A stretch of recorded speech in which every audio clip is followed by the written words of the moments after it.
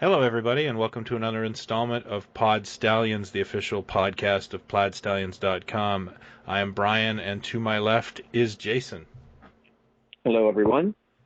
And our subject this week is anthology shows. Now, we can't cover all anthology shows as it's one of television's most enduring themes, so we're going to kind of limit it to sci-fi and horror because I don't know about you, Jason, but I don't know a heck of a lot about the Philco television playhouse or, a lot of the stuff that went on in the 50s. Well, it's funny. I think the reason this topic popped into my head, a couple of weeks ago, I went to Amazon puts on this event every year, like a for-your consideration thing to get votes for shows and stuff. And they take the Hollywood Athletic Club and they transform different rooms into themed rooms from different shows that they do. But when this thing kicked off one night, they had Matthew Weiner there, who did Mad Men. I think he wrote on The Sopranos too, but he did Mad Men, and now he's doing this show, The Romanovs, on Amazon. And The Romanovs, the connecting thread is the name that a certain character from each episode might sort of be sort of connected to the Romanovs in some way. But when he was up there talking about it, he mentioned Playhouse 90, and I got to talk to him afterwards about Rod Serling and everything, because he was saying that when he kind of pitched this thing as an idea, he was thinking of the old Playhouse 90 shows, which Serling, I think Requiem for a Heavyweight and Patterns were two of the big ones that he did, and some of the things that kind of got him noticed. And it was so refreshing to hear him mention it. And his idea for the Romanovs was, besides that connecting thread, each story is an individual thing. And I've seen like 3 of them. But the one that they showed this night, and I'm glad he said this too, was basically kind of a horror movie. Not in the sense of like, monsters or blood and guts, but you're following these 2 characters, these 2 Americans in Russia, and the suspense kind of starts to build. Like, you don't even know what they're doing there in the first 20 minutes or so. And it starts to unfold, and then it sort of reaches a certain point, and it's very tense.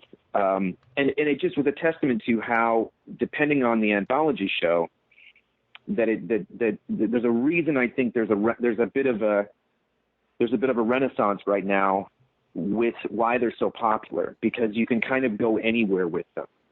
Which the brilliant thing about Playhouse 90, and what Serling did, and everybody knows what a massive fan I am of Serling and Twilight Zone and stuff, but he was always running into issues with advertisers and censors.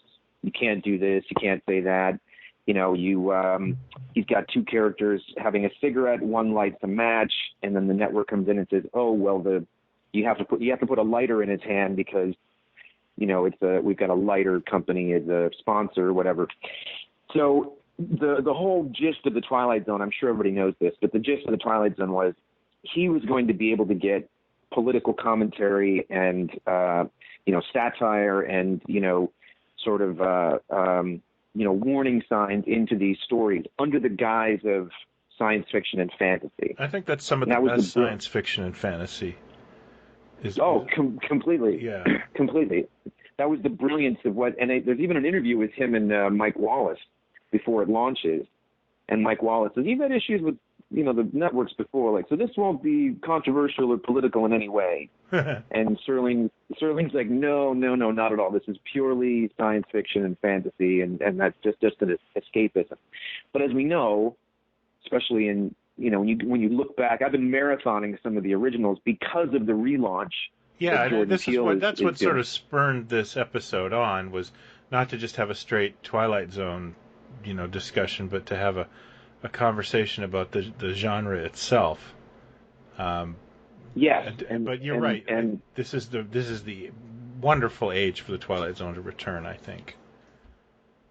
Yeah, it's extraordinary to me that suddenly this thing that was, the idea of an anthology, which most networks would probably be scared of, because when you think about it, what are the characters and what happens to them, and how are they appearing, what are their ages, what do they look like? We need to put this on the posters and the advertising.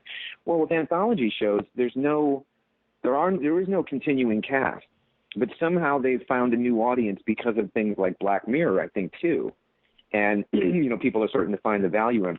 So anyway, to go back to the Playhouse 90 thing in Twilight Zone, that's I think what kicked off the anthology stuff way back. But yeah, so I'm familiar with some of the Playhouse 90. I've got some of the live DVD sets of some of those shows, but then something happened. I think Alfred Hitchcock Presents, I think, was like 55 is when it kicked off. And it was mostly kind of, mystery thriller type things.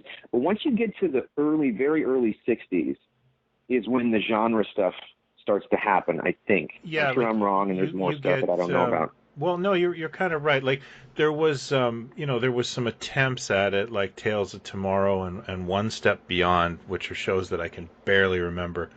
But I think the 60s were very good for horror and science fiction, absolutely. And of course, there was a lot of memorable stuff done at that time. The Twilight Zone being, the most famous, I think, of all of them. But then you had, as you said, Alfred Hitchcock's Presents, which ran 10 years. And 10 years. Yeah, and then what was the Boris Karloff's Thriller? Do you remember that? Boris Karloff did. There have been several shows called Thriller, but I think the very first one was Karloff, and I want to say because Twilight Zone kicked off in '59. I think Thriller was like a year or two later. I don't know if it was an American show. I think it was an American show, and Karloff did the wraparound. Yeah. But again, it got into the macabre and the kind of supernatural, I think, here and there, and it sort of, Twilight Zone. You from the launch of it was you knew was going to be more fantastical and more science fiction. It was that age sort of. But then as it grew, it got, it could be modern, it could be a Western, it could be a futuristic thing, it could be a comedic thing. Like it could literally go anywhere. Yeah. But Thriller, I think, was more. And were those half hours? That was a half hour, right? Yeah. I'm surprised it only lasted 2 seasons.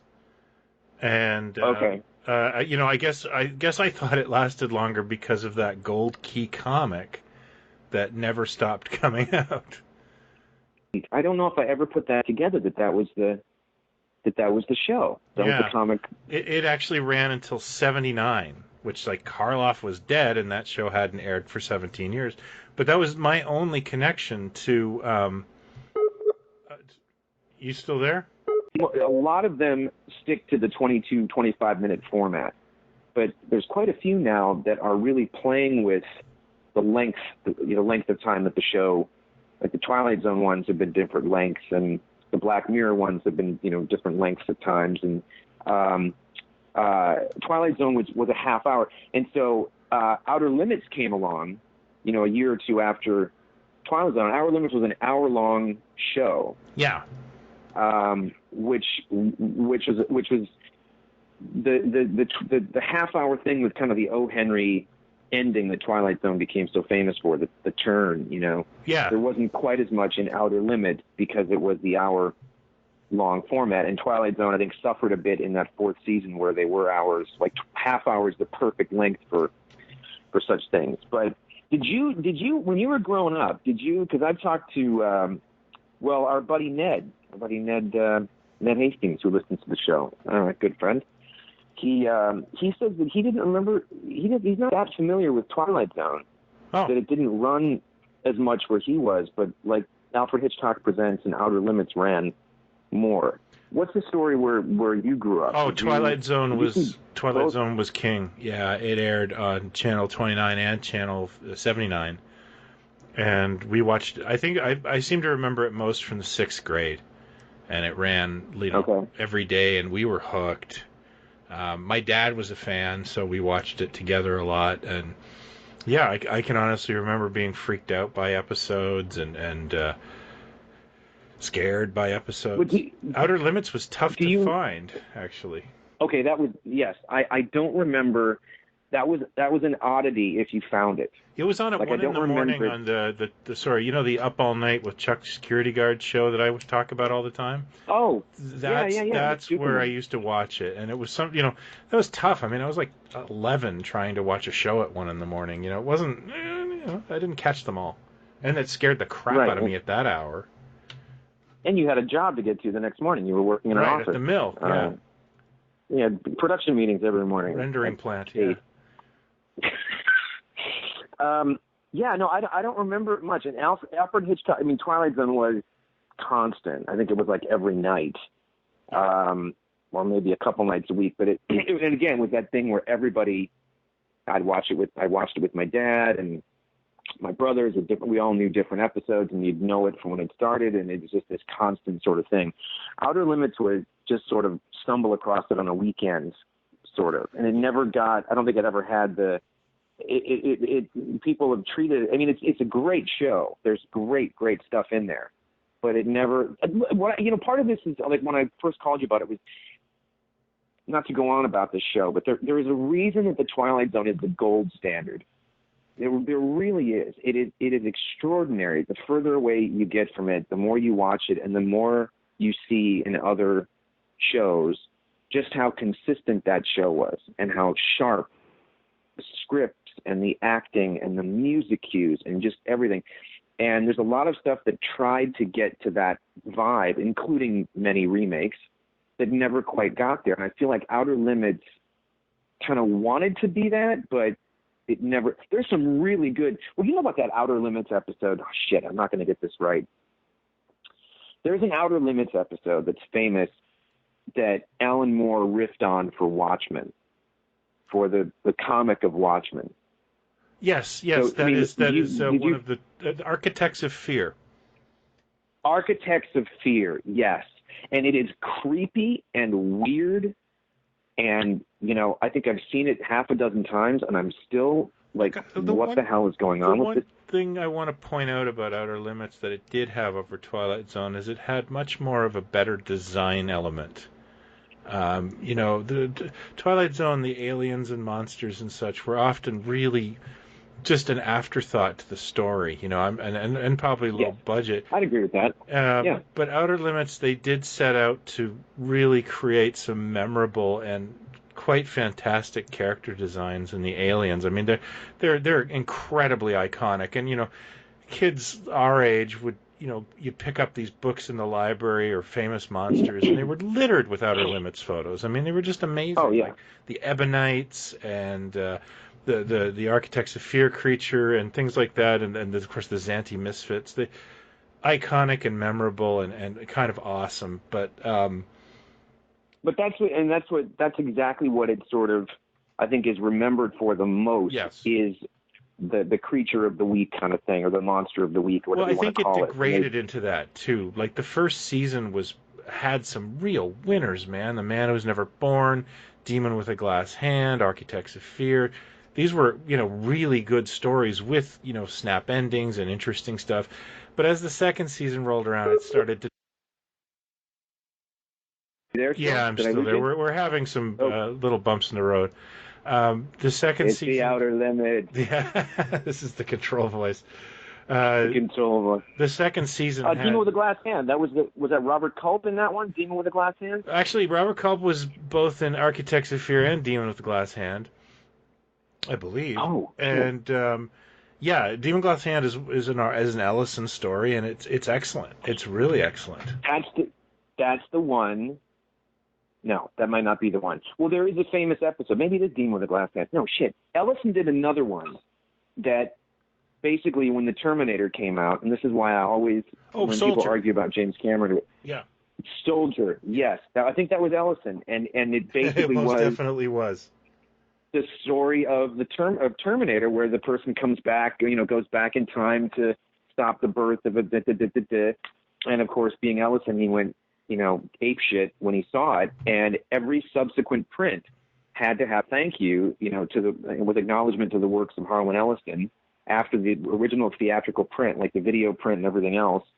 Yeah, had to have that. He sued the hell out of. He was a litigious guy, and I believe he claimed that elements of Soldier and elements of Demon with a Glass Hand were used in the Terminator, and I've never really fully analyzed it, or I know Cameron really hates the notion that he stole the Terminator. I don't know. Well, I mean, to be fair, Avatar, he stole from about a dozen different science fiction sort of things and elements and stories. When I was at the LA Art Show, had a great chat with Mr. Roger Dean, legendary artist Roger Dean, fantasy album cover artist and fantasy artist. He did the logo for the band Yes. That's Roger Dean. And he apparently sued Cameron as well for a couple of his paintings that had planets as these floating kind of things that were in Avatar. And they went after Cameron for that. I don't know if they won or what it was, but it was saying, you clearly looked at my stuff and took these ideas or whatever. I don't know if that's necessarily true, but I'm just saying the Ellison thing wouldn't necessarily be the first time it will be the first time, but not the only time that somebody went, hey, wait a second. But yeah, no, I don't know what Ellison got out of it besides the acknowledgement. Oh, I think he got some money. Oh, he did. Okay. Yeah. All right. Well, I guess. I mean, it's definitely it's hard to watch, especially Soldier, and not think of the Terminator instantly. Yeah. But then again, I do. It's not. I can't. I have never really I've never read the case or. Yeah, there's definitely some similarities with Soldier. Yeah. So, like you said, there in that first season, I think is where the stories, match the creatures for inventiveness and really, there's some really dark, strange stuff.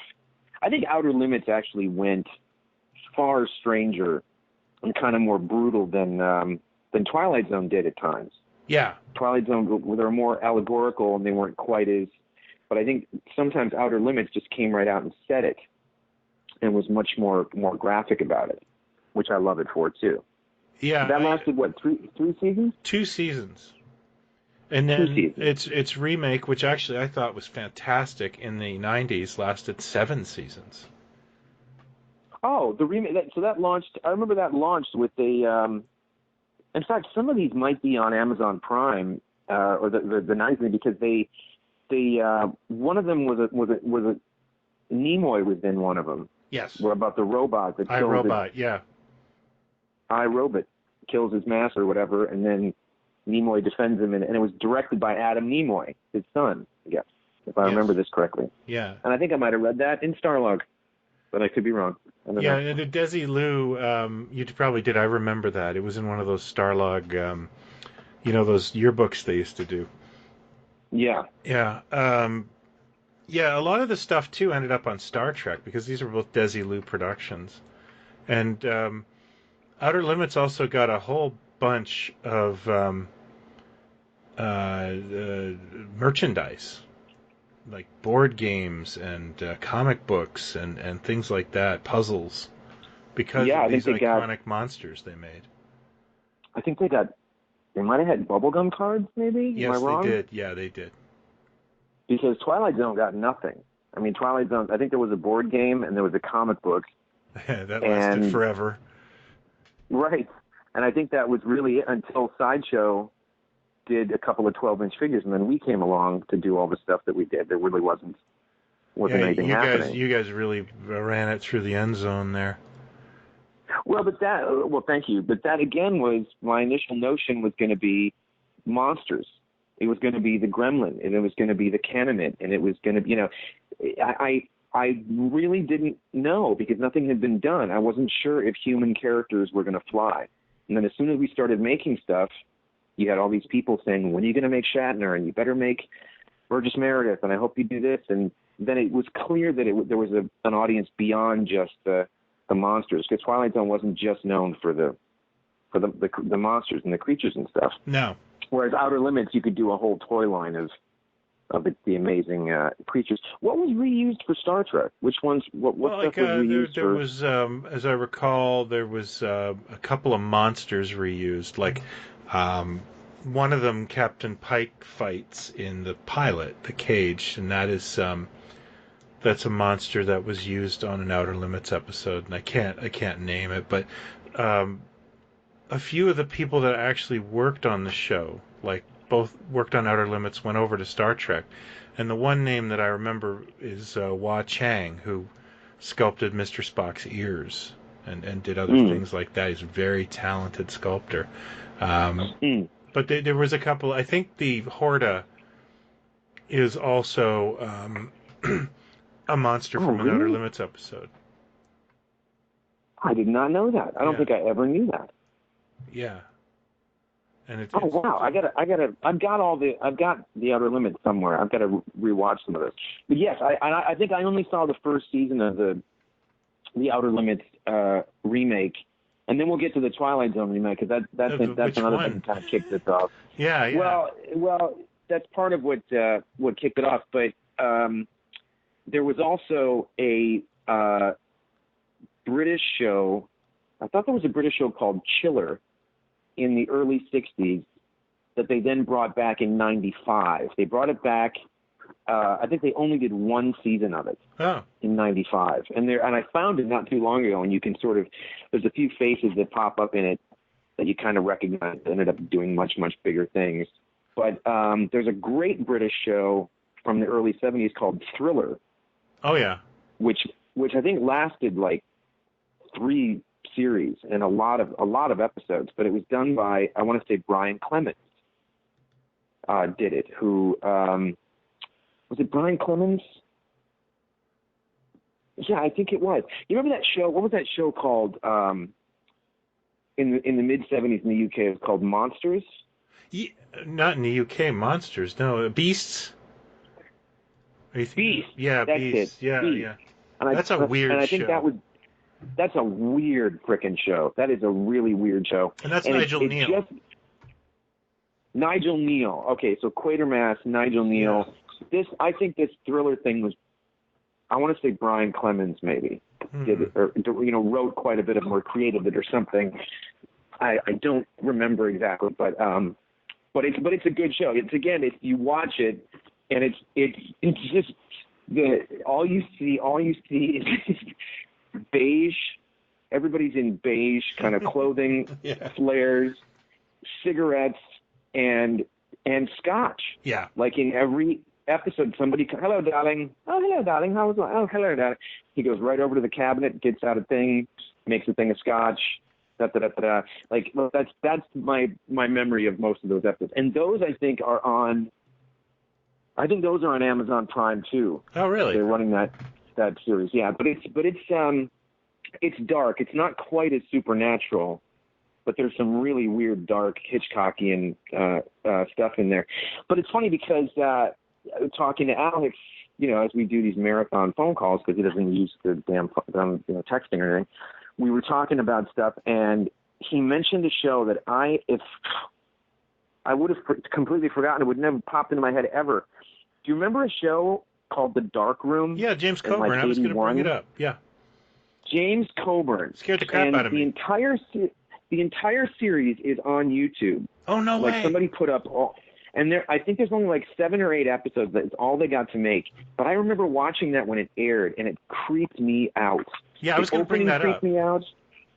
Oh, okay, good. All right. So yeah, I would have completely forgotten about it. He mentioned it. I then found it, and I'm suddenly watching Coburn my eyes are on this thing for the first time since I was 10 or whatever. Yeah, I haven't seen it. Yeah. Yeah, I watched the first episode, and there's some good stuff in it, but it was I think they at that point they kind of started to see.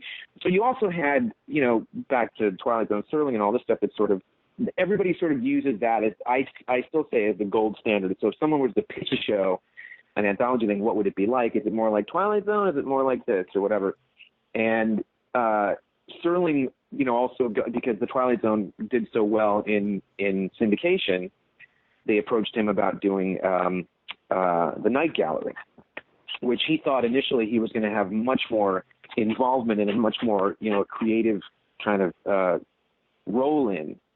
But, he wrote a few scripts and he did the wraparounds and stuff. And that was a kind of a strange show too, because it had, multiple stories per hour. Sometimes it was 3 stories, sometimes it was two half hours, that kind of thing. Yeah, it was too saddled to the horror element, I found. Like, I think we've discussed it in our Serling episode, but it also didn't have his creative control, and that showed. Yeah, it felt like there's some doozies. There's some real good ones, that hold up. But yeah, it didn't have you kind of felt Serling all over the Twilight Zone, where you didn't feel it all over Night Gallery. The most frustrating thing about Night Gallery is, of course, we're too young to remember the original run, so you'd watch it in syndication. And in my case, they only played it like Sunday at 4, like 2 episodes Sunday at 4. So you really had to like be patient. And it would run into those stupid, they padded the show out with another failed show called Sixth Sense, starring Gary Collins. Do you remember that? And so I remember them padding it out with these dumb little 10-minute comedic things. Oh, I remember that. You mean too. that? No, Sixth Sense was another show, but they shoved it in a Night Gallery, and actually they would have the Night Gallery intro, and then it would go, tonight's episode is Sixth Sense, and you'd be like, oh no, because Sixth Sense was kind of like, I don't know, some sort of supernatural show with Gary Collins, and I don't think I remember that. Oh, good, you blocked it out. I really, really hated those, and it drove me crazy because, you had to write out a whole season of Sixth Sense, and that was not fun. I don't think I remember that. I remember, and I mean, we've mentioned this before on the show, but I remember you had your version of like, horror theater or whatever. We had a thing called Horror Incorporated, which went down this hallway that had like sort of death masks of a bunch of famous, horror people. And then you had the voice tonight on Horror Incorporated. It's, Frankenstein meets the blah, blah, blah, whatever. I mean, I'm talking little kids. These are very, very early, images, memories of such things. And it, to me, it's kind of married up with Night Gallery, because I remember Night Gallery being a late night show, maybe on a Friday or Saturday night, and being disturbing to me. And it was, I guess if you're 5 or whatever, and you're seeing this, there's the paintings at the beginning of Night Gallery, or some of the stories are just terrifying. Yeah. I mean, the paintings are more terrifying than most anything in the. Do you remember they used to sell those in magazines, prints of those? They sold prints of them, yes. Yeah. That's right. I've actually got a small print, because that artist, they did an event over in Burbank last year with the guy who painted those. Yeah, I think Guillermo del Toro has a few of the originals, and he brought some of the originals to this thing. Yeah, as a matter of fact, yes, they sold those posters in the back of, I think, Famous Monsters, or maybe even Starlog and stuff. There was like a set of 5 or 6 posters. But that artist who did all those, they had a gallery show for him at Creature Features in Burbank like a year ago or so. And he brought several of his original paintings that he still had. You couldn't photograph any of them, but then there was sort of an artist thing where they had commissioned a bunch of artists to do original stuff to celebrate this thing, and Serling and him and everything. And they had these prints that you could buy, and I had him sign the 2 that I got. He said he signed them, and I don't know where they are right now, but they're terrifying. I mean, some of them don't even match up with the there's one too where he uses the image of Lon Chaney Jr. as the Phantom, I think. Oh, you could be right, yeah. I think there's one, and there's one I texted you about way back, was a vampire coming into a funeral home to arrange a funeral. And it's Werner Klemperer is the vampire, and Joe Flynn is the owner of the funeral home. And then, when they get, because you realize the vampire is planning his own funeral or something. And then when you get to the funeral, all these sort of very low budget Universal type monsters are in the church, kind of thing. But it was just none more early 70s than Werner Klemperer in the scene with Joe Flynn. You want to get funerals for hell? Yeah. Yeah. But so it had some of that, and the tone was kind of off, because the great thing about Twilight Zone is there was stuff that was played kind of light, stuff that was definitely comedy, stuff very dark. It kind of went all over the place. But what I was going to say about I remember I came across the 80s Twilight Zone in a DVD set a while back, and I got it because I hadn't seen. I think I only saw the bulk of the first season, and I don't remember it. But I remember it being kind of a big deal when it hit. So it hit in '85 on CBS prime time. Oh yeah, the remake of Twilight Zone. Yeah, the remake, and it their thing was, well, look, the movie did pretty well. It wasn't a runaway success, but it did pretty well. We should do something with this, and so they started 1985 the new Twilight Zone, and there were some really big names involved. And back to Harlan Ellison, they had him as like a script consultant or a supervising producer. I want to say Philip de Guerra was involved with that show. Philip de Guerra was involved. George R.R. Martin wrote some scripts and some stories. Harlan Ellison and what's his name? William Friedkin directed some. I think Martha Coolidge. Like they got some big names. I think Dan O'Bannon was in an episode. Dan O'Bannon. They had people like Melinda Dillon was in an episode, and like some kind of B or C list, not nobodies, but some pretty decent. Yeah, Bruce Willis kicked off the episode. The first episode was called Shatter Day, and I just recently rewatched that. I occasionally revisit it. I did not like it when it first came out, but now I've rewatched a few episodes, and there were some diamonds in that rough. There were some good episodes. Oh, totally. What I was going to say was I feel like, having watched quite a bit of it now, I feel like it's every 8 or 9 episodes you get to one that's pretty good. Yeah. There was a lot of stuff that was kind of filler, that was just kind of too light or too. The problem with it, it's funny because I actually watched a couple and then rewatched them just to hear Harlan Ellison's commentary. Oh wow. Which is fascinating in itself, because everyone from the prop guy to the guy who shot it, to Bruce Willis himself, to how it was directed, to how Bruce Willis acted in it, to what he did with his voice, everything is wrong. For Ellison, in each of these commentaries, everything about the thing was wrong, and it should have been done differently, or if he had directed it, or I directed it. And then one of them is based on a Stephen King short story or something. Yeah, that could be. And it just goes...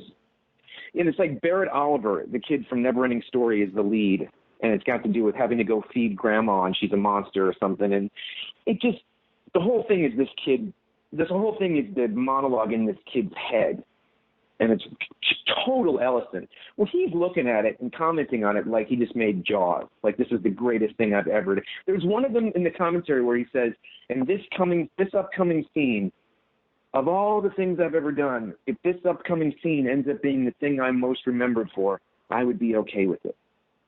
And then the scene rolls, and you go, it's okay. I mean, it's no City on the Edge of Forever, that's for sure. Yeah. So it's fascinating listening to his stuff. But the thing is, from what I understand, they did 2 seasons, didn't do that well. They pushed it to 3, so they get into syndication. And then the third one was in Canada. They got a different opening narrator. Yeah, that was actually Robin Ward, who was on the Starlost. He was Robin. You mean they did the? Yeah, he did the opening. He was, instead of Martin Sheen, they had Robin Ward, which I always thought was kind of hilarious. And he ended up being a weatherman later on in life. So he quit acting, and he was a weatherman on TV. Well, it's funny because one of Ellison's comments in one of the episodes, he mentions the guy, because the guy who did the opening for the first 2 seasons, the opening and closing, he's the guy who was in the original Twilight Zone. I can't think of his name. He's got a beautiful voice. And Ellison was going on about how great his voice is, but he said when it went to syndication, they didn't want to have to pay him more for more episodes, so they got some other guy in Canada or whatever. I'm not sure he even said the guy's name in Canada, who that guy was. But it was one of those things where each episode there's a face and then a full Canadian cast, like someone that would be known in Canada but not maybe in the U.S. So and it's unfortunately indicative of really like late 80s Toronto productions. They kind of have this look about them, and I'm not, they also did a season of Airwolf in Canada, and Really? The only reason I watch those now, like I would like to actually pick up some of those, is that I grew up in Toronto in the 1980s, and it is kind of fun to see, you know, record stores that don't exist anymore.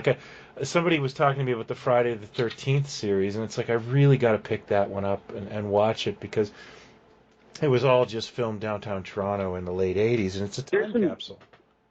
Yeah, there's one episode with Paul Lamont is the lead, and the first thing you realize is, wow, it's only 1988. But boy, American Graffiti seems like a long time ago. It does, yeah, for Paul yeah, Lamont. yeah. Even in '88, it looked like he had made some bad choices. But that one, they drive all over Toronto, like all over the place. But Yeah. half the episode is outdoor locations and little diners and restaurants and stuff.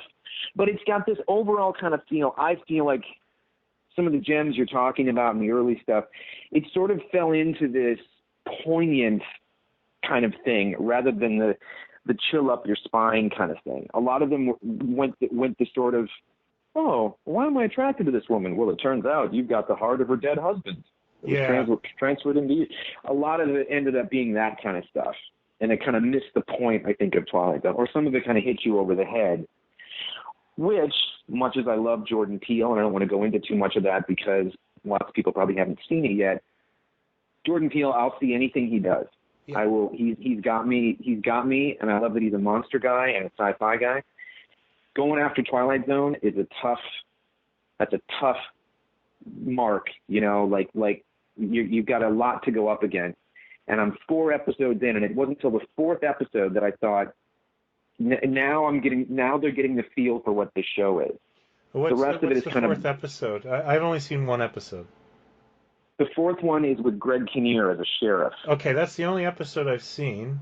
Okay. And I did kind of like the little like it really wasn't a big shocking twist ending, but I did kind of like the sentiment behind the ending, and I don't want to spoil it for anybody, but the idea behind the alien invasion wouldn't be scary for everyone is an interesting thought. I liked that a lot. Well, but also what I liked about it was you were kind of uneasy throughout the episode. The whole they built tension nicely through the whole show. They built tension nicely. There was a weirdness. You weren't sure exactly what was going on, and it kind of jumped around a bit, and it was strange. But I haven't felt like that in the other 3. In fact, a couple of them sort of hit you over the head. There's interesting ideas, but it's a tough nut to crack. It's just tough to do that, which is why I say, and we've got lots more stuff to talk about, but which is why I say, and I've said this a dozen times on this show, and I keep saying it, I'll say it again, pound for pound, and I'm going to make this statement here, pound for pound, episode per episode, across the board, the TV series, and I haven't seen everything ever made, don't get me wrong, but the TV series that I think is the heir apparent to the Twilight Zone is Inside Number 9. You've talked about that, yeah. Yes, they've done 4 series. It's Reese Shearsmith and Steve Pemberton out of the League of Gentlemen. They write every one of them.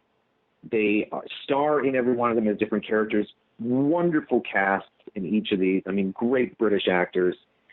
But 6 episodes a season, 4 seasons, and they truly can take it anywhere they want to go. The only through line is the number 9, where if you're at an address, it's number 9, or a boardroom, it's number 9, or whatever. The story takes place. That's the thing. Like there used to be a Western anthology show, very few of these, but called Dead Man's Gun, and that was the connecting piece was that gun every week. Was the gun? That's right. I did. I've never seen that, but I know what you're talking about. That was actually created by the guy who created Kung Fu. That's why I know what that show is, that I've ever even heard of that show. But yes, that's the idea. So you could come into, the camera pushes into a restaurant, and the restaurant is called the 9 or 9 or whatever, and you're in there and you're in the restaurant for the entire episode, or you're in the boardroom for the entire, and you don't even realize until the show wraps up that you haven't left this location. It's one location each episode. It's a different one. Could be kind of the witch, Salem witch trial kind of thing. One of them can be, it it's always got a through line of kind of the macabre or kind of the sinister or the strange, but it's also got a humor to it. There's one that's heartbreaking. It's just absolutely, I've seen it multiple times, and it's heartbreaking. I'm still seeing them and catching little things I didn't catch the first 2 or 3 times because the scripts are so tight. But I would say, as quality goes, for that number of episodes, there's nothing can touch, not even Black Mirror, nothing touches Inside Number 9. So I cannot recommend it enough. Season 1 through 3 on Amazon, I believe. Season 4, I think you have to get a BritBox subscription or something. But And then, of course, they did a live Halloween episode last year on the BBC, a live broadcast. And I don't want to ruin it, but just find it if you can find it, because it's genius what they did and how they blew up Twitter with this live broadcast. No kidding. But so Darkroom. But Darkroom had some names involved with it too, and I want to say the gear. Well, here's what I was going to say. Okay, so Darkroom was 81. Yeah, 82. Yeah. In between, we have 2 shows that made me think of this, which may not quite be anthology. Okay, first of all, there was a show called Cliffhangers, right? Yeah, Cliffhangers was. I guess I don't know if you'd call it. It was like a serial. But you had, 3 different themes, and they actually were going to retire. Like, if the show had continued, they retired things. Like, the Dracula series wrapped up, they were going to make another series after that. So, yeah, I guess... With a different character, you mean? Yeah, different characters. Like they would have lost Dracula? Yeah, okay. They had, Cliffhangers had 3 segments. They had... So this, and I can't remember the name, but the Girl Reporter segment, and then they had the Phantom Empire, which was a remake of the 1930s Gene Autry serial, and which was an underground kingdom with robots and all that. And then awesome. The third one was Dracula, and I actually I tracked down. It's not available on DVD, so I found some bootlegs of Cliffhangers, and yeah, it's fun. It's a fun show to watch.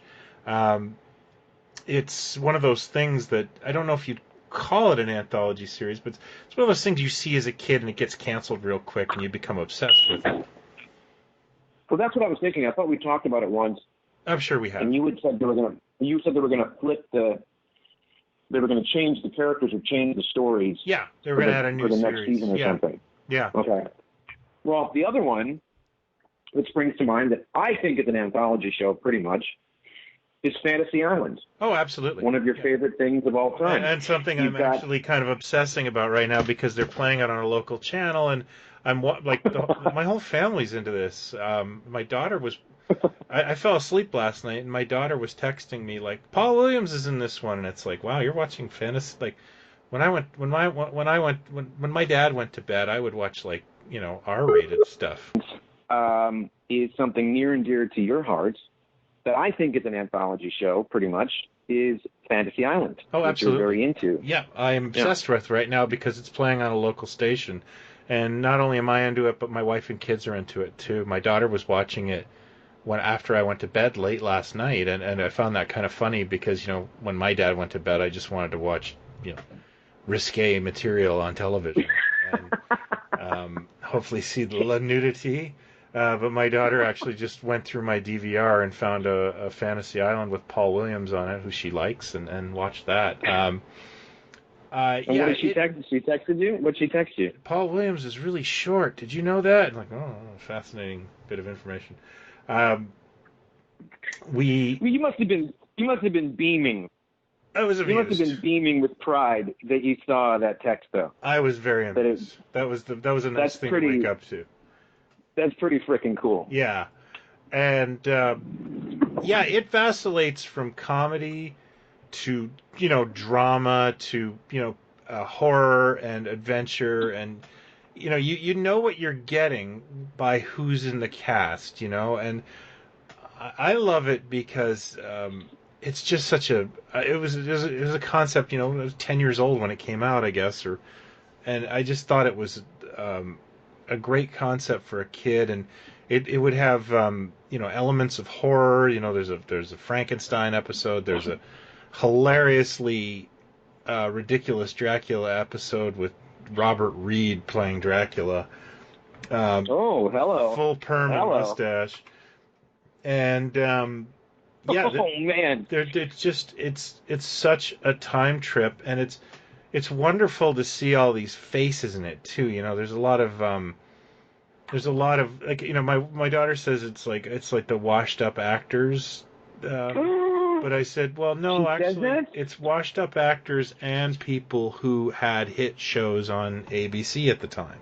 So, like I think Fred Grandy's in it a whole bunch, and And it was a huge. Let's face it, it was a huge show. It was a hit yeah, show. it was a big show. There was Yeah. only 3 networks. If you wanted to get some work, if you want to stay relevant, you're on a show like that. Plus, for a lot of actors, especially people like Paul Williams, little known fact, their salary they were paid in cocaine. Oh, I don't know really? if Yeah. people know that. Yeah. So there was a lot of coke going around in Hollywood back then. So easy way to shift some merchandise. Did you And know? I didn't know this, but they're making a Fantasy Island movie right now. It's a horror film, and hasn't this been rumored for a long time that because they brought it back with Malcolm McDowell. They did a remake. I would We've never really, talked really about. like to see that again. Um, It was creepy. It had some good stuff in it. I saw 2 of the episodes, and but it felt like they were already trying to go further with the Rourke mythology, maybe, or that it was going to be something more than it needed to be. Because the show they never explain. The island is on a fault line where 2 dimensions that come. They never explain what the frick the island is, No. or who Rourke is. It's just how do you book a tour of Fantasy Island? Like, how do you get such things? And then people talk about it when they get back and say, "You're not going to believe what happened. I hung out with the devil." Or do they forget to get on the plane? Or there's a suspension of disbelief, and that's my favorite thing about it. Is you watch it and you're like, okay, like how come they have they have a jungle natives here, and then you go this way and there's actually a red light district with a porno theater, and it doesn't make any sense whatsoever. And I think that's the part of it is it's a land of make believe, and they go all over the place with Mr. Rourke. I mean, he marries a woman in one episode, which you have to see Mr. Rourke's leisure wear, which is like mesh shirts. wait, Rourke, he marries a woman? He marries Himself, a woman. he She's marries dying someone. of cancer, and he marries a woman, and he adopts the son, who you never see again. And I didn't think we ever went into their personal lives at all, other than there's Tattoo. a Tattoo gets was a up there. fantasy episode. I There's just knew he got up mischief. That's yeah, all I remember about yeah. Tattoo. Well, they that was the fun thing is like the first season, Tattoo always has a shtick at the start. Like he's gonna direct films this week, and then the next week he's gonna sell insurance, and they kind of kibosh that after a while. But yeah, Wasn't playing well. no, I don't know. We were kind of betting on he'd show up with a ventriloquist dummy or that sort of thing, and he. It's got to be a little humiliating for that guy. They paired him with a chimpanzee. They make his character kind of an idiot, and then they make him drive a little tiny car, on the show. And it's like, Well, well, that's a pretty humiliating gig you got there, It was, and clearly he wasn't happy about it. No. If my interview with Hervé is anything to go by. Yeah, no, and I think he let it go to his head a little bit too. But I mean, I always joke to my wife, like, that guy probably couldn't pick up his dry cleaning without some asshole going da plane, like it must have been a nightmare. Brutal. And it's not been like he could put brutal. a hat on and no one would know who he was. And the only thing worse would be being 5 years removed from the show or whatever, and it still happens everywhere you go. Oh yeah, unemployed, and you're still getting harassed. The episodes I love are the best are like the fantasy and horror ones, of course. And there's some it's TV, with censors. It doesn't really cross over to too much scary. You'd have to be a kid to be scared of it, but Roddy McDowell is the devil, Rourke fighting Satanists. And the other thing I'm really having fun with is seeing all the stunt doubles and that sort of thing. Which always cracks me up because I was watching actually a Twilight Zone a couple weeks ago, or an original one, and this fight went on forever, and the two guys could not look less like the two actors in the show if they tried. This is in black and white, but you realize that TV screens were tiny. Like you would never have caught this when it aired. They weren't sitting there thinking one day this will be in 70-inch television in high def, and it's so I love that stuff too, that in Star Trek there's a lot of that Star Trek too, where the Shatner double is just like some 9 foot tall. I was watching Fantasy Island the other day, and it was a caveman episode, and again they have dinosaurs and everything. Sweet. But the two women fight, and they're very attractive women. They're very beautiful women. No wonder they put them. But when the fight happens, I'm positive it's two dudes in wigs.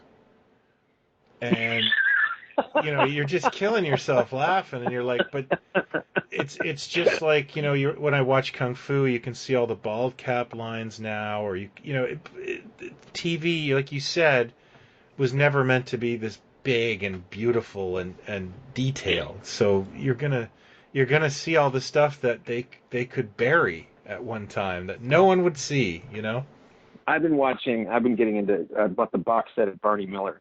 Oh, wow. And I haven't seen, this is a show that never pops up. Yeah. And I wish it did, because it might be the best sitcom or American sitcom ever made, because But you must see all the stunt doubles.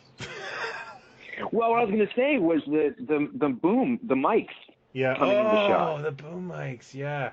Well, that could have to do with trying to get them into an HD TV surround as well, right? Like. Yeah, I mean, the way this thing was shot was like they shot this over they rehearsed for like a week, I think, each episode, and they shot for like 2 days maybe. Yeah. And I think after the first 2 or 3 seasons there was no audience, so they had a laugh track, but they shot them like a play, and sometimes the camera goes a little too left, a little too right, and you almost see the corner of the set kind of thing, and it's just charming, and I just love it. But it's something they weren't thinking this thing's going to be around for 40-some years, and exactly we're going to dissect it. So was Rourke? Here's the thing. This is what fascinates me about Fantasy Island. Fantasy Island to me always seemed like Love Boat seemed like, and maybe this is a 70s thing.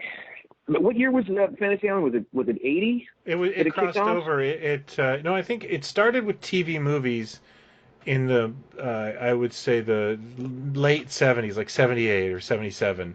And then I think it went to series like in 79, if I'm not mistaken. Maybe this is a 70s thing, because you could say this about Three's Company, Love Boat, ostensibly, Three's Company is ostensibly like, slapstick, silliness. Love Boat is, cheesy bubblegum type romance. Yeah. Fantasy Island was the fantasy thing. But there's sex in all of this stuff. Oh, yeah. The innuendo in Three's Company and the sex and the Love Boat, we know what they're going to the cabin for, whatever. And yet Three's Company got gum cards. Love Boat got gum cards and toys. Fantasy Island got Halloween costumes and, marker sets and probably coloring books. And a really fun board game. When you watch it now, do you feel like it's sort of, was it trying to be a kid's show that had some adult stuff in it, or what was the? I think it had to do with that, like network TV was for everybody. There was very few shows. Like, I actually had a neighbor that his parents wouldn't let him watch Three's Company. And it's pretty filthy for the time. Is it though? I don't know. And let me tell you, I'm watching Barney Miller. There's episodes like in '76. The innuendo about, with Fish, with like what he can or can't get up to. Let's just put it that way. Yeah. It's kind of shocking. The prostitute jokes and the sex jokes, the innuendo's there. And not to mention the race stuff, which is like, they just let it all hang out, which is, but there's, you wouldn't get this stuff necessarily as a kid, but if you were an adult and you got those jokes and you knew what they were referring to, I don't know. I guess. I'm just talking to someone who was, watching Monty Python when he was 7. Yeah. So I didn't get all the sex jokes, but I saw boobies. I don't know why my parents let me watch that, but so you think it was just like, this is what's on. It's big numbers. Some of those numbers are going to be kids. Let's make a Halloween costume. I guess I think it was just what the bandwidth was, and Fantasy Island was a highly rated show, so you went with highly rated, recognizable shows. I can't imagine, like I own that costume obviously, but I can't imagine anyone really like who wanted to go as Tattoo. Like, No, I can't imagine a kid wanting to go as ostensibly a kid or a small person. yeah. They'd want to go as like Darth Vader or Although I did, you I know. did really think Robin was cool as a kid, and a lot of people don't quite understand that. Really? Yeah, That's but I interesting. liked that teen Robin. Like I was kind of looking up to that, like 19-year-old Robin that Neil Adams was drawing. So, it wasn't that I wanted to be Rob. I wanted to grow up to be Robin. Like he was, and maybe I just, I had my expectations at a reasonable level. Like I'm never going to be Batman, but I could be Robin. See, that makes sense, and that's why I think that the teen sidekick would probably work in the show. Yeah. The kid thing, I've never understood the logic with the kid thing. Let's Yeah, make it a it's a kid because little, kids are going to want to be that kid. It's like, no, they're not. They're going to hate that kid. yeah. Little kids are going to hate that kid because they get to hang out with Indiana Jones or whatever. It's stupid. Yeah, they're So, jealous. so I guess so I'd call that an anthology show. Yeah. Dark Room was anthology. You had the remake of the Twilight Zone in '85. Actually, I think which the lasted, 80s were a golden age because of the expansion of cable channels. We had Yes. hundreds of them in the 80s. You had Friday the 13th, the series, which we already talked Mm-hmm. about a little bit. Um, Mm-hmm. Tales from the Crypt. The Tales from the Hitchhiker. Dark Side. Remember Tales from the Dark Side? Tales from the Dark Side. The syndicated shows Tales from the Dark Side, which was excellent, and then it kind of just rebooted as Monsters. Do you remember Monsters? Yes, I Same do. In fact, producers. I just came across that again And I would on say Amazon or the something. pilot episode of Monsters, which is called The Fever Man, is one of the best pieces. I think it's one of the best anthology episodes. It's right up there with Outer Limits or I beg your Twilight Zone. pardon? It's Wait, right up it's there called with what's that? no, it's called the what? The Fever Man. Oh, the Fever Man. Yeah, it's I the thought pilot you of said something. Monsters, and Monsters kind of went all over the place. It was it did a lot of humor and black comedy, but that first episode was probably my favorite of the series, and it really left an indelible uh, mark on me. I love it. It stars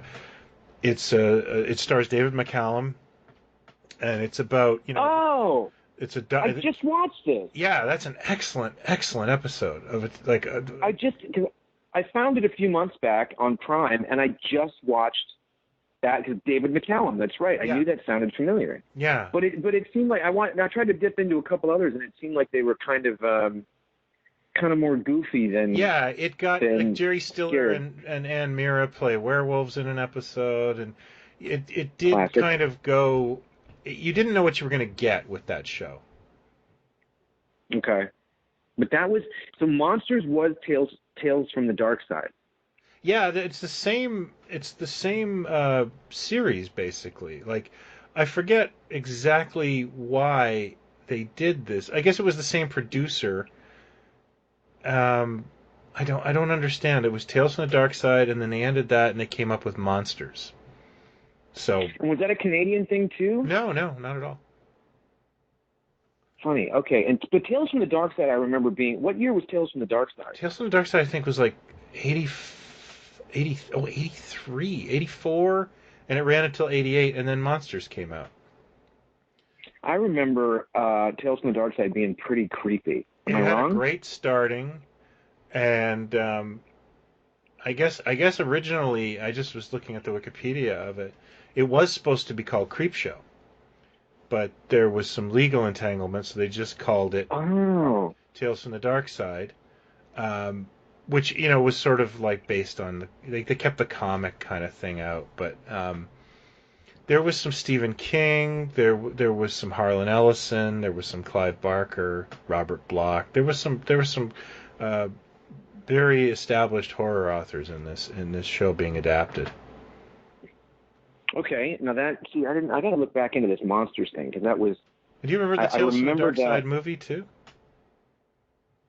Yes, I couldn't tell you who was in it or what, Debbie but Harry it was and a Steve Buscemi and yeah. Oh, it was in Steve Buscemi and Christian Slater. Yeah. Was it something to do with Steve Buscemi was like an archaeologist, or he worked at a museum regarding a mummy or something? Yeah, he had a mummy, and I think he was using it to exact revenge, if I recall. Fight crime. Yeah. You've seen my screenplay. He was using it to buy some beer. Yeah. To get a beer because he didn't have an ID. Yes, I remember that movie. Yes, and then it sort of. I don't remember much in the '90s. It was like an anthology. There was loads of syndicated stuff, but nothing really. Remember the '80s was like kind of a haven. Well, yeah, the '80s they had the Hitchhiker, and they had Ray Bradbury Theater, which was all Canadian. Ray Bradbury Theater. Yeah. Yes, that was Canadian too. Yes. But they got names. They got like Peter O'Toole, and Shatner was in one. I mean, Shatner was in everything. Let's be honest, but they got some big names in the Ray Bradbury thing. Yeah, and Freddy's Nightmares was around that time. There were Freddy's some Nightmares. Yeah, I didn't really dig that, but yeah, the '80s was really a big time, and then I think anthologies in the '90s, other than the reboot of The Outer Limits, I'm just trying to think, and of course, like Tales from the Crypt was still going strong. The things I remember that got really big in the '90s were kids and horror anthologies like Goosebumps. Okay. And Are You Afraid of the Dark and stuff like that. Are You Afraid of the Dark? Yeah. Yes, Goosebumps was a good show. I mean, I haven't seen much of it, but that was a pretty good show, right? I never watched it. I mean, it was kids, but like I got. Well, it reminded me kind of Erie, Indiana. Did you ever see Erie, Indiana? Yeah, that's Joe Dante's show, right? Yeah, it's a great show. I mean, it was goofy, but it was these two kids. You know, it's not quite anthology, but each story was different, and they discover some other weird thing in the town that you know the adults are they're everyone's being controlled, or there's something going on, or the parents have been replaced by duplicates or whatever. Yeah, I remember it. It was sort of like he made a weekly Invaders from Mars type TV show, and it was loved but not well received, I guess. Not loved enough, I think, but they actually brought it back. I think not too long ago they did a reboot of it, with like a different cast and everything. Speaking of Joe Dante, we forgot about Amazing Stories. Oh yeah, we did. Yeah, that's right. That was 85. It came out at the same time as the Twilight Zone. I think Spielberg wanted Twilight Zone, but ended up with Amazing Stories. For me, it was a mixed bag of a series. There's some really good shows, and then there was some that were like, I remember the Zemeckis one with Christopher Lloyd, head of the class, where he's a teacher. I forget the kid in it, but the kid was in lots of 80s stuff. There was the animated Family Dog, which was designed by Tim Burton, which ended up, everything Tim Burton touched years later became a movie or a TV series or something. Yeah. And then the pilot with the World War II thing that had Costner and, all these faces in it that ended up doing big stuff. I don't know if it was directed by Spielberg or not, but yeah, it was hit or miss for sure. I always hated the opening. Yeah, it was too labored, precious. I didn't like it either. Yeah, but there was some good stuff in it. But did that last a season or 2 seasons? 2 seasons, if I recall correctly. The one that I've always really liked is the one with Mark Hamill. I was just gonna say, I remember the Mark Hamill one. Yes, where he's a collector. Yeah. But didn't you feel like?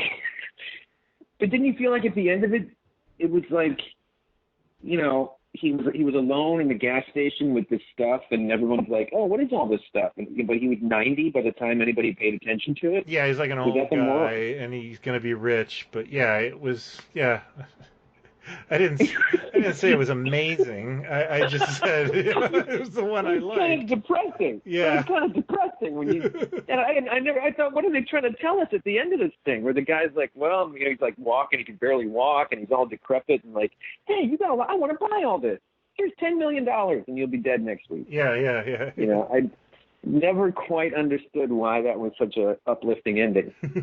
But yeah, he was starting to pop up in lots of TV stuff. Yeah.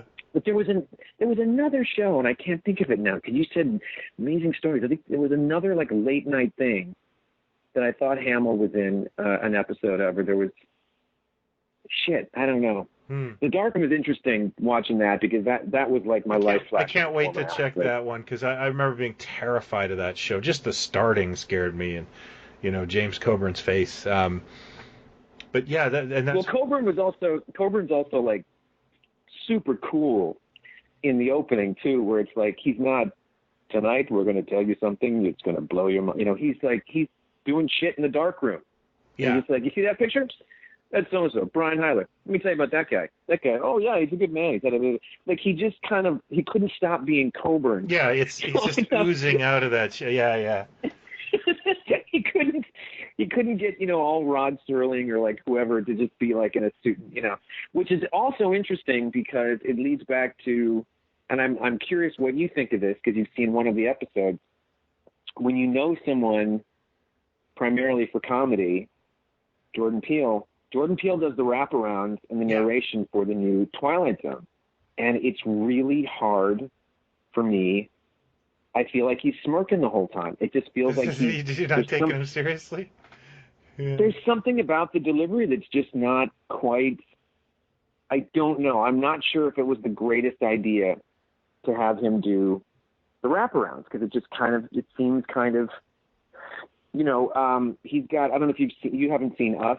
I don't think you've seen Us. No, my family went without me. I will see it. Well, I didn't have the time when they wanted to go.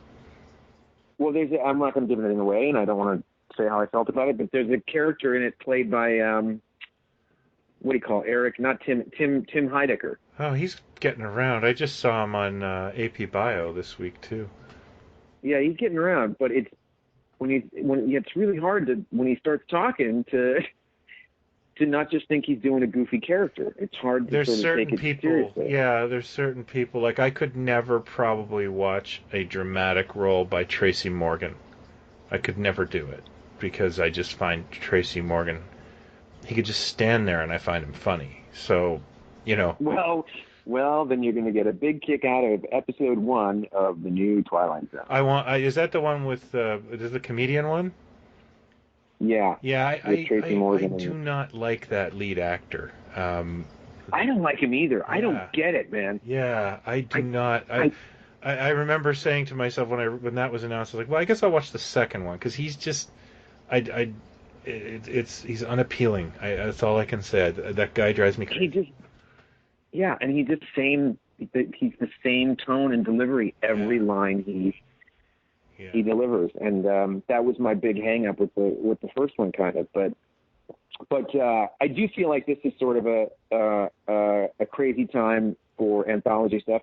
There's another show on Amazon called Channel 400 or Channel 204, Channel 404. Zero? Channel 0. There's no 4 in it. It's just a 0. You couldn't have been more wrong. I know. I don't know where the numbers came from. I know where the numbers came from, because there's a show on HBO called Room 101, which I get pissed off about, A, because it's not very good at all, but B, that it's the Duplass brothers or whatever, and it seems like, clearly you were aware of Inside Number 9 when you called your show Room 101. It's Room 104. Room 104, that's where the 4 comes from. Right there. That's it. It's all coming back around. The 4 comes from 104. Channel 0, actually, very good show. There I think are 6 episodes, maybe, like 2 or 3 of them, maybe 3 of them. Great concepts, really good. Not a massive budget, but there's a time travel one that's really smart. There's one with Patton Oswalt. There's also a show, speaking of Jordan Peele, on YouTube called Weird City, which is comedic mostly, and it's a future where there's like 2 different, the haves and the have-nots, kind of like in 2 different parts of the city or something, all futuristic stuff. And Hamill shows up in one of those, or his voice does. There's only 4 or 5 of them, I think, and they're a little hit or miss, but I thought they were fairly enjoyable. There's Black Mirror, the Room 104 that I mentioned, Inside Number 9, and I think there's another anthology thing that Peele is doing, maybe? Really? I think he's doing I thought he was doing another original anthology show. I could be wrong. Now, but I feel like... We didn't mention Black Mirror either. What do you feel about Well, Black I don't Mirror? remember if you...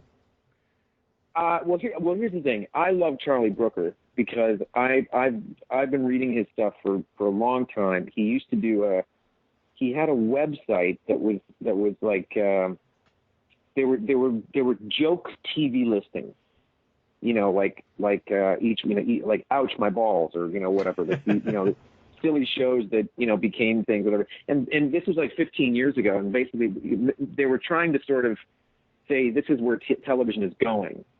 Like keeping it, like they were riffing on how bad television was getting. Well, then the BBC gave him a show, which was Charlie Brooker's Screen Wipe. I think he did one for movies and then Weekly Wipe, where he just kind of ran through the events of the week and how media manipulates stuff or talks about stuff. Very acerbic, very dark, always has been. Then the first scripted show he did was called Dead Set, which was, I think, might be on either Amazon or Netflix or something. But basically it was a zombie, his attitude was if where would be the safest place to be if there was a zombie invasion would be the Big Brother house, in the UK. Yeah. And so the show, the people in the house have no idea what's going on.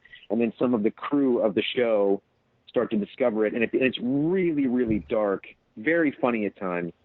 But Andy Nyman is the runaway star that I think is the TV producer who Andy Nyman co-wrote and co-directed Ghost Stories, the portmanteau film I keep raving about as one of the best movies of the year. And it's very dark. And then Black Mirror. So I'm eager to see anything he does. I thought it was kind of a rough start for Black Mirror, and it got better.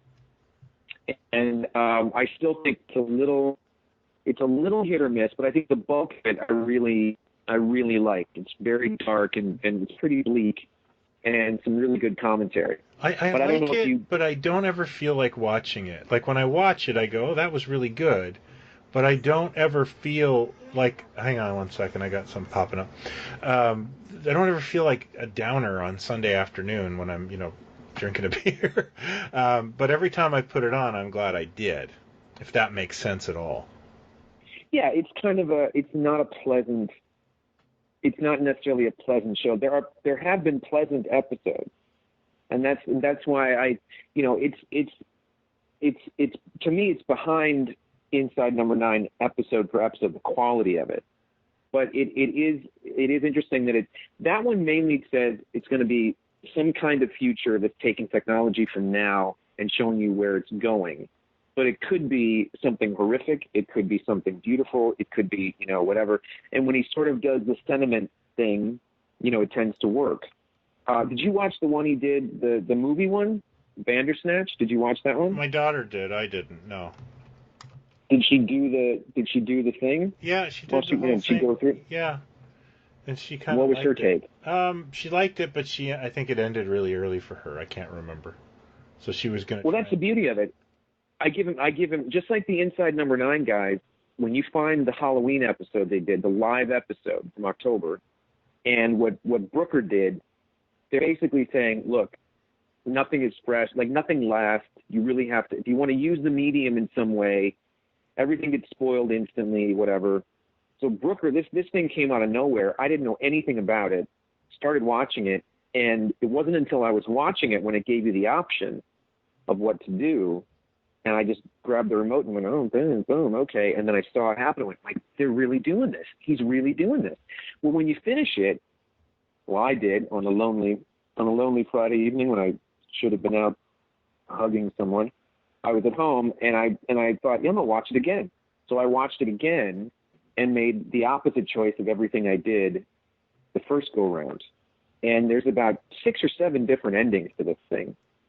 That takes a lot of thought. Like, that's a really smart thing to do. Yeah, it got rave reviews, and I just, like I said, it's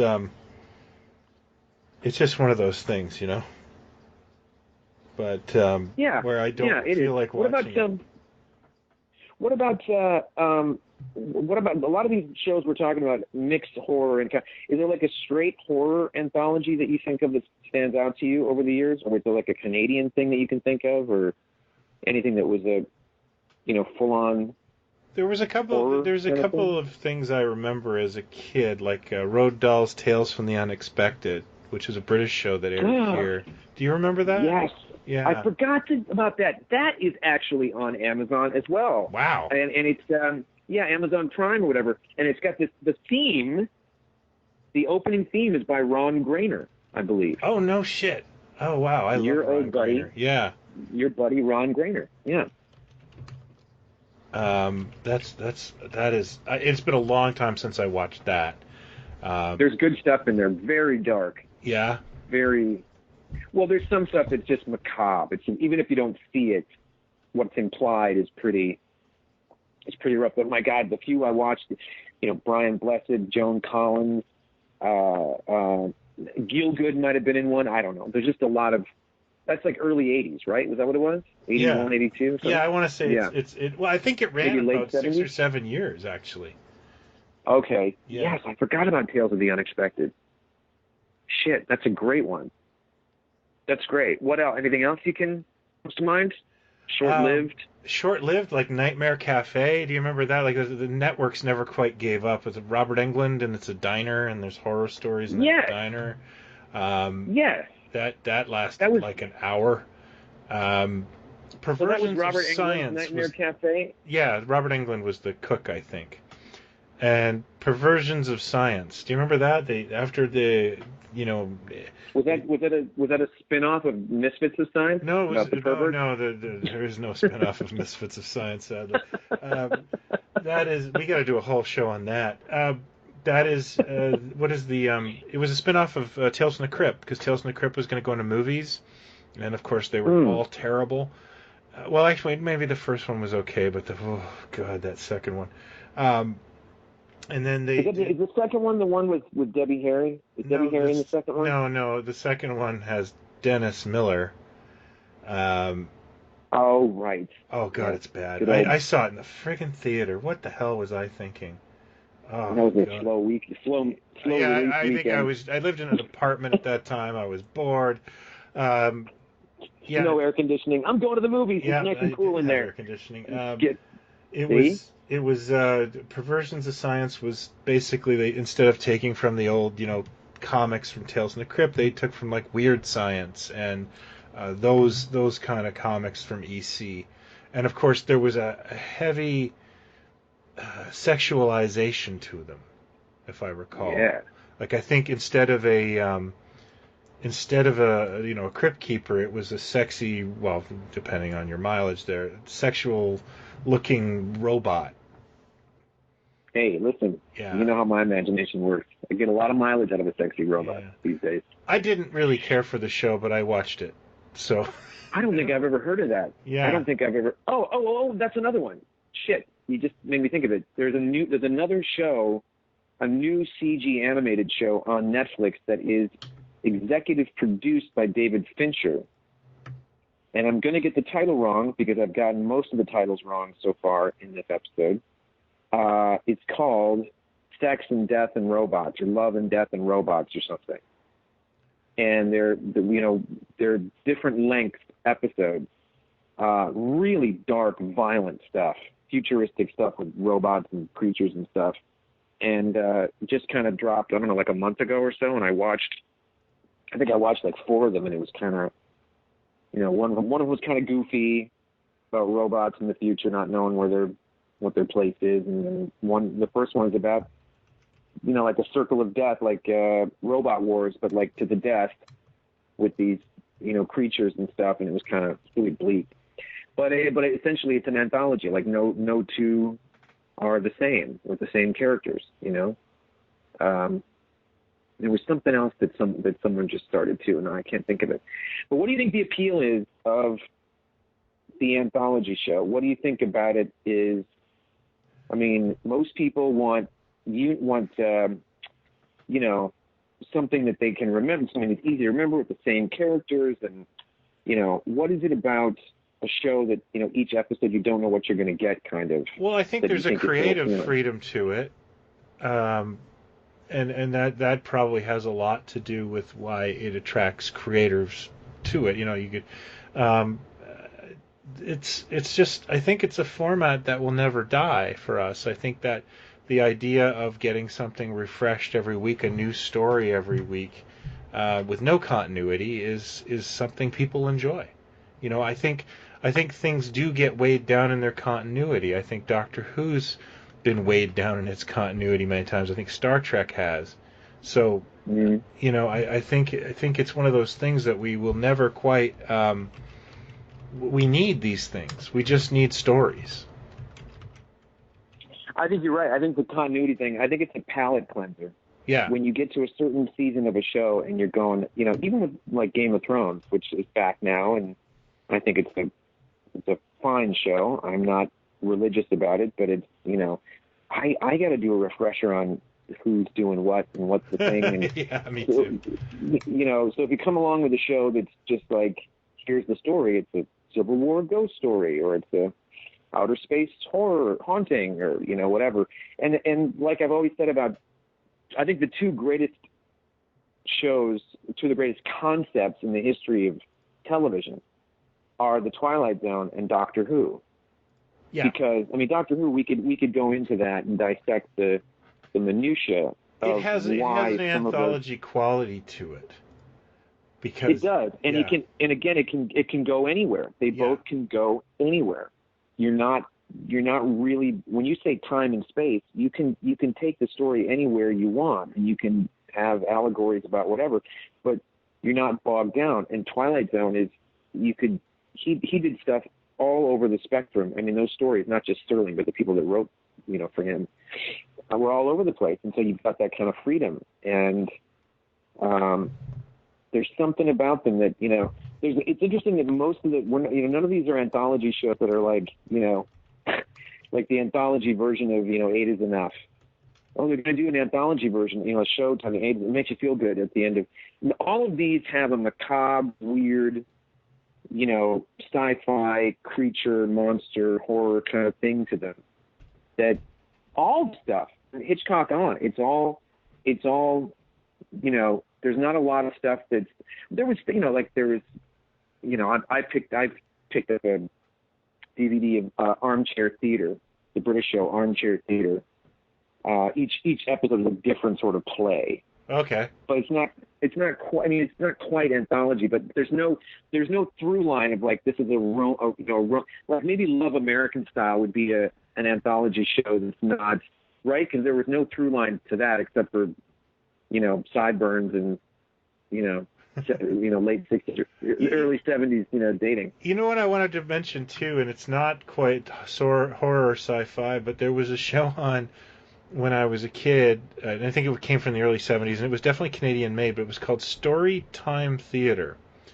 And Storytime Theater. It had a lot of famous people in it, like Peter Berners and Avery Schreiber, and Alan Alda was in an episode. And it was basically like a theater troupe doing stories for children. And it would, usually the sets were just black sets, but so it was a bit of a pantomime show. But the thing about that show that drives me absolutely crazy is they did the intro was this haunting version of a Rolling Stones song. So whenever Storytime Theater clips come on YouTube, the Rolling Stones take down, or I'm not sure if Mick Jagger's doing this personally, they'll take down the starting. So the starting is silent. And it's driving me crazy because I want, like, the Stones version is nice, but I really, really liked this guy, this Canadian, it was a Canadian band who did it, and I cannot, like, my wife and I go crazy trying to find it because we both grew up on the show. What's the tune? Gosh, what is the tune? I do not wish to sing it to you, but it's. The Stones might be listening. No, yeah, I might get busted. No, I heard Charlie Watts loves our show. He listens quite a bit. Huge fan. Big fan. God, it was a roll. I'm sorry, this just came to me while we were talking, and it was called Story Theater, and it was Sing This All Together by the Why Don't We Sing This All Together? But it was covered by a Vancouver group called Spring, and I cannot, for the life of me, find a copy of this song, and I need to hear it. But it was all taped in BC, and a lot of these people went on to big television, you know. This is late 60s? It's early 1971. Okay. So it's something that I vividly remember because they replayed it a lot when I was a kid, and I would absolutely love to get a copy of that song. But the show itself was pretty good, and it was an anthology series, so it sort of... There was one that made me think of, there was one that was done in the early 80s on HBO, when they were doing original stuff even back then, called Fairy Tale Theater, that Shelley Duvall... yeah, and that one is very similar, and that's the one you usually find when you're looking for story theater. But yeah, I remember Shelley Duvall's. There was some Henson in that, wasn't there? It might have been. Oh wait, that's one. That's a good one. Wasn't the Storyteller? Isn't that's kind of an anthology show? Yeah. With John Hurt and the Muppet Dog, which I always thought was pretty creepy. The story thing there was some creepy stuff, but it was basically doing, you know, an anthology show with people and puppets, because the stories themselves had people in them. Yeah. Right? Yeah. For live action. I don't think I ever caught it, to be perfectly honest with you. But I saw it a few times, and I thought but that was very much a British thing, I thought. Like, I thought it sort of launched over there, and, but there's an anthology show. It's tough to say, but I suppose like the story theater, or, you know, Love American Style. Well, I mean, you know, it was a dating show, but it was a different story. You know, maybe there's a show called High Maintenance. It's on HBO about the pot dealer dude. He doesn't have a name, but apparently it was like an internet show or something, and then HBO picked it up, and each you know, he's a dealer, and it's, you know, each show is all about weed. Basically, everyone in it just you know, smokes weed all the time. But he's the through line, sort of. But then I take it back. No, that's not even true, because they have picked up bits of his story throughout. Although each episode, there's a couple of characters. It's like two stories going on concurrently, and you never see those characters again. But he's kind of more, they pick up more personal stuff with him within the show. So that I don't even know if that counts as an anthology show. Because I think that goes into the Doctor Who thing, where there is a protagonist, and you start to learn more and more about the protagonist, and they get involved in the story. So I don't know if I'd consider that a pure anthology show. Right. Yeah, they're special. I think that's exactly it. I think you're absolutely right that we start to get bogged down with the mythology of stuff. Yeah. I was a big X-Files fan, you know, still am, still love that show. But I always liked the standalone episodes, the creature stuff and the weird stuff, or the, you know, one thing's about time travel or whatever. I always was more into those than the mythology that just got up its butt after so long that you didn't know, you know, who was coming or going, basically. Yeah, I understand. I think that's it. I think we need a palate cleansing. I think the anthology show has a strong future. In fact, I think more and more... It will live forever. Yeah, we will see some really interesting things, especially with all these platforms. And now Marvel has announced What If is becoming a series for the Disney That might streaming. be what I was thinking of. Yeah. Yes. And each one, like, they're doing a What If... what's her name? Got Captain America's powers, had the serum. Yeah, it's got Peggy... What if Agent Carter... Yeah. Yeah. Because I hate looking at Haley Atwell. That will be terrible for me. Yeah, because I really want her to be 9 feet tall and completely butch. Oh, I love her. I love her, yeah. Yeah. But that was it. That was the one. There you go. So that's happening. So we got some neat stuff coming up. Yeah, I think we owe it all to Playhouse 90. Playhouse 90. And Rod Serling. Well, there you go. Yeah. There you go. Who'd have thought, huh? That was one out of left field. No one thought we'd do Anthology. That was too highbrow for us. But look at that. We did it. They said we couldn't do it. They said we couldn't do it, and we did it. Yeah. Yeah. So, there you go. There and you go. Is that a show? That's a show, and it's I hopefully we don't lose it like the last one we did, which we're going to have to redo. Oh. Yeah. Yeah, I can't redo this gold that I was throwing down here. No. Riffing.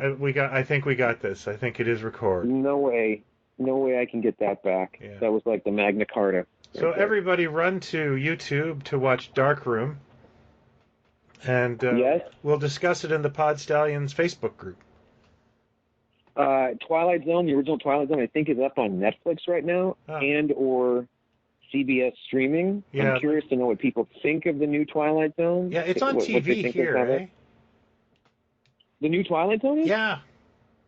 Oh, no kidding. Yeah. Oh, that's cool. Well, get to the other. I'd like to know what you think of the first three, if you get to them. Yeah, I just realized it and caught the fourth episode, and I thought it was pretty decent. I'm curious to see how this goes. I'm hopefully optimistic.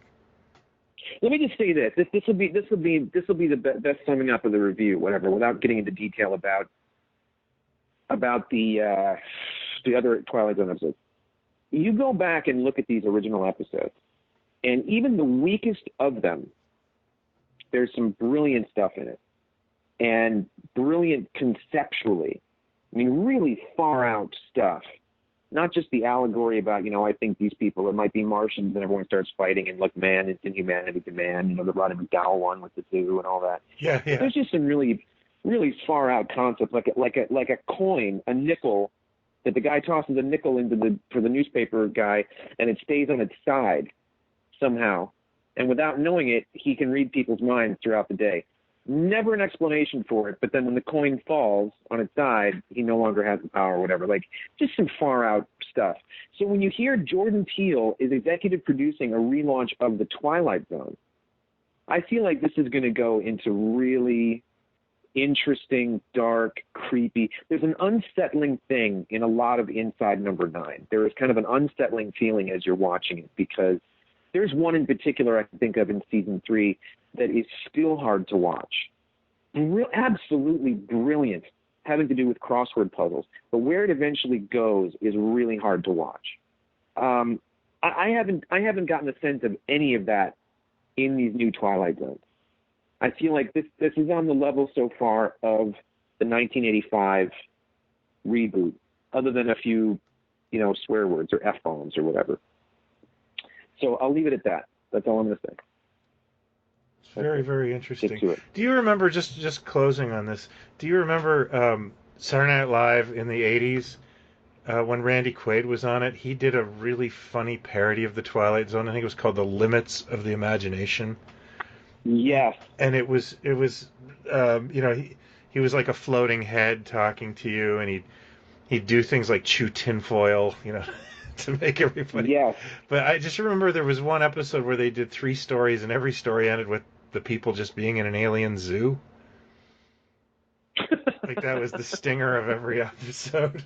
I remember that. That just got unearthed not long ago. Someone, one of those random internet articles, like, let's take a minute and remember the Randy Quaid blah blah blah. And I watched it for the first time, and since it aired. It's a strange season. Like, it's a really bad season of Saturday Night Live. Like that's just Robert Downey Jr. and Anthony Michael Hall years. Anthony Michael Hall. I mean, he just seemed like nothing but out of place in that show. And Robert Downey, people forget Robert Downey Jr. was a cast member of SNL. What year was that? Like 86 or something? Yeah, I want to say 86 or 85. Really weird. So basically that was after Christopher Guest, Billy Crystal. Yeah, that Ringer season. Yeah. Harry Shearer, which was, I think, 2 seasons maybe with them. I remember it was like the 9th grade, because we had a jukebox in our high school cafeteria, and it had that "You Look Marvelous" song, and some jagoff would put a quarter in every day for a month. Oh, that was awful. Boy, that whole that whole album did not age well, because I think he does. It's a classic. I think he's not only the music, but I think he does Sammy and Tina Turner on that album, like tracks, or like I remember the video, or like the graphics of the album, because I used to look for all the old Python records, used record bins and stuff, and the import stuff, and I'd come across that album, and you'd look at the back of it and go, oh my God, he did Tina Turner too? That's not gonna, you don't want to get that, bring that, you don't want to re-release that album. That's not, yeah, I think, he played Sammy on the show too, didn't he? He played Sammy on the show. Yeah. He did. The whole thing was, who was the guy he was doing? Fernando Lamas or something? I can't remember, yeah. I think it was Fernando Lamas. I know it's my fault, but how did we get here? It is your fault, because you mentioned the Randy Quaid sketch from SNL. Yeah. Oh, boy. Yeah. There you go. Well. All right. Well, chew on that, people. Chew on that bit of tinfoil. Thank you again for listening, and we'll be back sooner than later with another installment of Pod Stallions. Thanks, everybody. Take care. All right, man. That was awesome. Good stuff. Yeah. Let me know if it. Just do me a favor and shoot me a text. Let me know it worked. Yeah. Well, I tested our last conversation, so it did work. So. Oh, good. Okay, good. It's still saying recording, but I think we're in the clear. So. All right. Good stuff, man. That was good and long, right? Yeah, that's a fine episode. I am tired of staying here. All right. Cool, man. I'll talk to you soon. Take care. Have a happy Easter. Bye-bye. See ya. Yeah, you too, man. Bye-bye. Bye.